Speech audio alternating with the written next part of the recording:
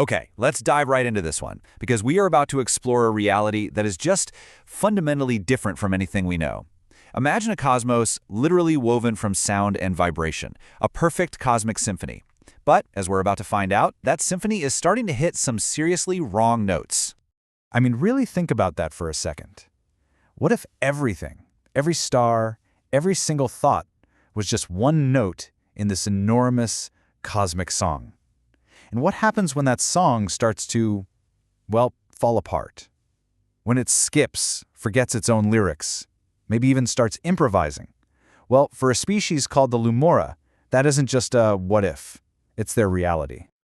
All right, so before we jump into the really weird stuff, we've got to set the stage. You need to understand the world these mysteries are happening in.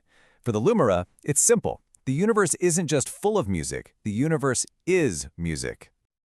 And this right here is the absolute key to understanding everything. They call it the thought weave. Think of it like a psychic internet, a collective consciousness that every single Lemora is plugged into. So it's not just that the universe is a song out there somewhere. They are all connected to the song. They can literally feel the harmony of existence as one. It was, for all intents and purposes, a perfect system. You can probably guess what's coming next, until it wasn't. Yep. Cracks are starting to show up in that perfect melody. And that's what we're here to talk about. We're going to open up 4 cosmic case files, 4 major glitches in their reality that are forcing the Lumora to question, well, pretty much everything they thought they knew. All right, first up on the docket. This one feels almost like a technical flaw, like a bug in the source code of the universe. The Lumora have a name for it, the fading chords. So picture this. You're listening to your absolute favorite track. The best part is coming up. And then, poof, the lead guitar just vanishes. Not quieter, just gone. No sound, no echo, just a hole where the music should be. That's a fading chord.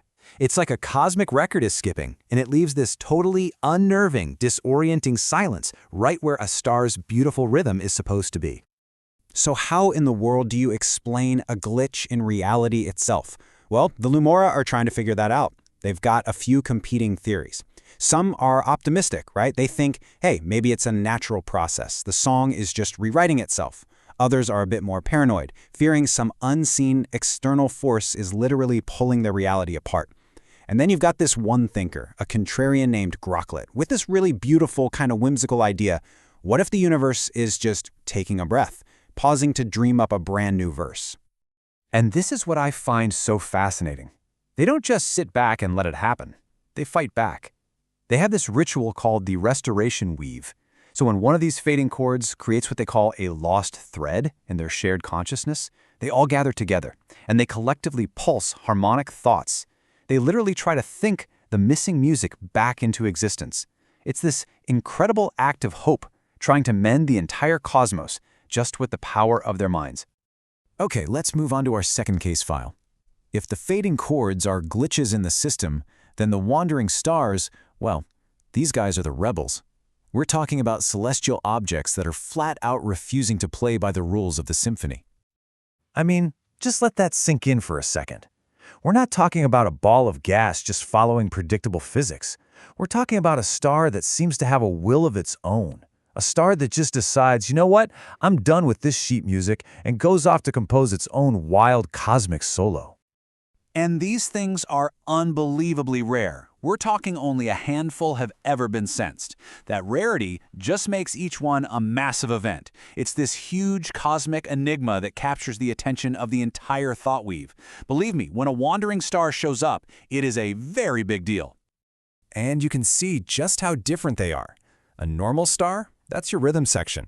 Steady, predictable, keeps the whole universal song in harmony. But a wandering star? Whoa.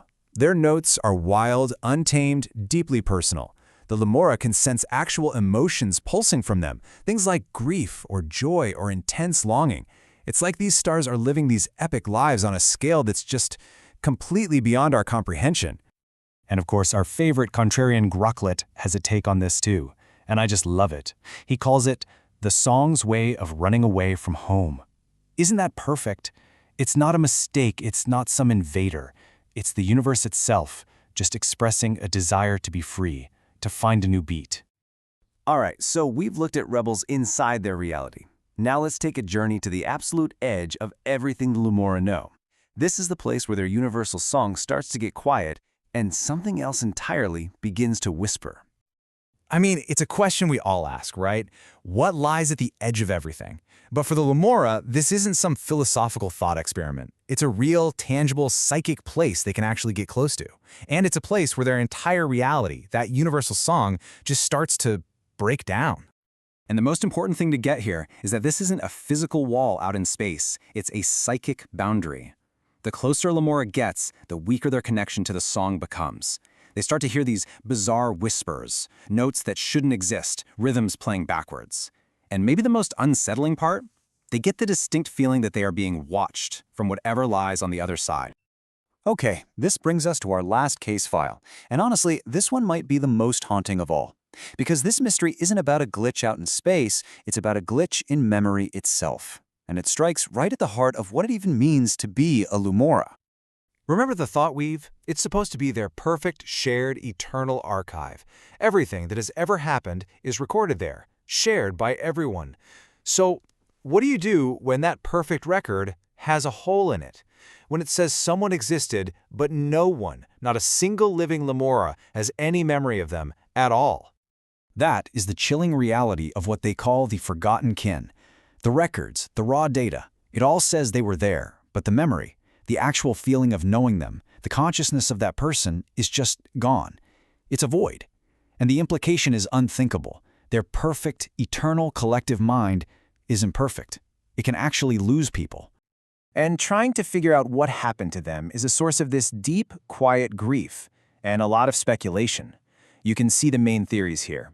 A lot of them think they either chose to leave the song or, more darkly, that they were consumed by some cosmic force. Some believe they might have crossed that veil's edge we talked about. And then, of course, Groklet chimes in with this idea, that maybe they didn't vanish, maybe they just transformed, maybe they're out there, quote, singing their own songs now, just too loud for us to hear. So, let's step back. We've got glitches, rebels, whispers from beyond, and echoes of the lost. What does it all mean? For the Lemura, these aren't just four separate weird little puzzles. They're all threads pointing to the same conclusion. Their entire reality is unraveling. Yeah, when you lay it all out like this, the picture gets pretty stark. The fading chords, they show that the song is skipping. It's unreliable. The wandering stars, they prove the song has rebels. It's not absolute. The veil's edge suggests the song has an end, or maybe a beginning. It's not infinite. And the forgotten kin, they're the most painful proof of all. The song can forget its own notes. It's not eternal. Every single one of these mysteries is chipping away at the very foundation of their perfect, harmonious universe. And that's what I want to leave you with. The Lemura are being forced to grapple with this terrifying idea that their perfect universe isn't perfect. It's flawed, it's finite, and it can forget. And that kind of forces us to look at our own reality, doesn't it? If we think of our universe as a grand story that's being told, what does it mean when we find a contradiction? A mystery that science just can't solve? Or a piece of our own history that's just gone? What happens when we find a missing page?